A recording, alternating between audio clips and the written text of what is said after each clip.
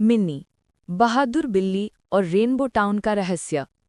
एक बार की बात है, एक छोटा सा रंग बिरंगा गांव था, रेनबो टाउन, जहां हर चीज में रंग थे, हर चेहरे पर मुस्कान थी। लेकिन इस पूरे गांव की सबसे प्यारी, सबसे नटखट और सबसे समझदार दोस्त थी हमारी छोटी सी बिल्ली मिन्नी। मिन्नी, खुश होकर, गुड मॉर्निंग रेनबो टाउन, म्याऊ। हर सुबह मिन्नी छत से कूदकर सबको म्याऊ करके नमस्ते करती। कभी वो दूध वाले की गाड़ी के पीछे दौड़ती, तो कभी बच्चों के साथ गेंद खेलती। और मछली, उसकी फेवरेट चीज थी। पर मजेदार बात ये कि वो अपनी मछली हमेशा किसी और के साथ बांटती थी। मिन्नी, हंसते हुए, थोड़ी मेरे लिए, थोड़ी किसी भूखे के लिए। पर एक रात कुछ अजीब हुआ। गांव के बीचों बीच लगा रेनबो फाउंटेन, जो पूरे टाउन को रंग और खुशी देता था, अचानक रुक गया। महापौर पुडिंग घबराई हुई आवाज में, अरे, रेनबो फाउंटेन बंद हो गया।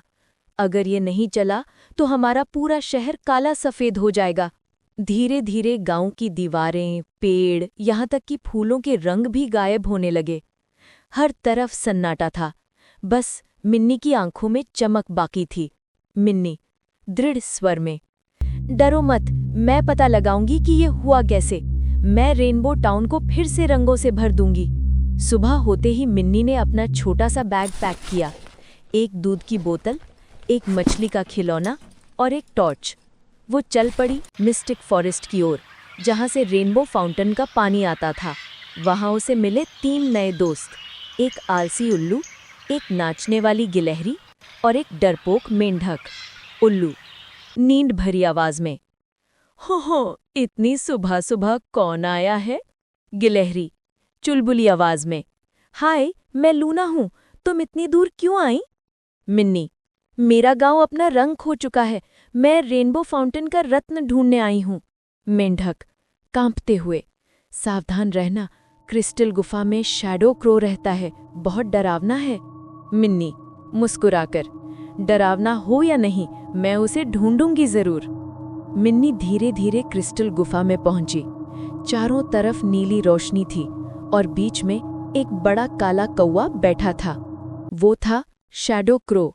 उसके पंजों में चमकता हुआ कलर जेम था, वही जादुई रत्न जो फाउंटेन को रंग देता था। मिन्नी, तो ये तुम हो जिसने हमारी रंग चुरा लिए? शैडो क्रो, करकरी आवाज में, हाँ, कोई मुझे देखता नहीं था, अब ये रंग सिर्फ मेरे होंगे। मिन्नी, लेकिन दूसरों की खुशी छीनकर कोई खुश नहीं रह सकता। कौवे ने हमला किया। मिन्नी ने छलांग लगाई। वो इधर उधर भागी, पत्थरों के पीछे छिपी, कभी हेलमेट के अंदर जा छिपी, कभी अपनी पूंछ से कौवे को चौंकाया, और फिर रत्न नीचे नदी में गिर पड़ा। बिना सोचे समझे मिन्नी ने छलांग लगाई। तेज बहाव था, ठंडा पानी, पर मिन्नी नहीं रुकी।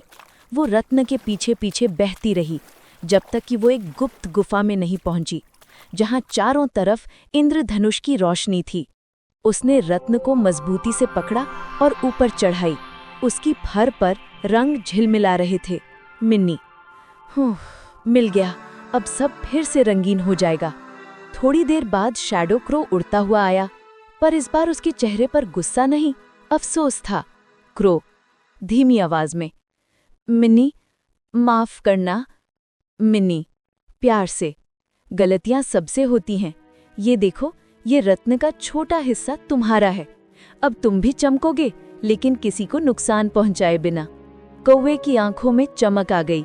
वो झुका और बोला, क्रो, धन्यवाद मिन्नी, तुम सच में बहादुर हो। मिन्नी और क्रो वापस रेनबो टाउन लौटे। सब लोग इंतजार कर रहे थे। मेयर पुडिंग उत्साहित, मिन्नी, क्या तुमने रत्न वापस ला लिया? मिन्नी, मुस्कुराकर, हाँ, अब हमारे रंग लौट आएंगे। जैसे ही मिन्नी ने रत्न फाउंटेन में रखा, वहां से इंद्रधनुषी पानी फूट पड़ा। पूरा शहर रंगों से नहा गया।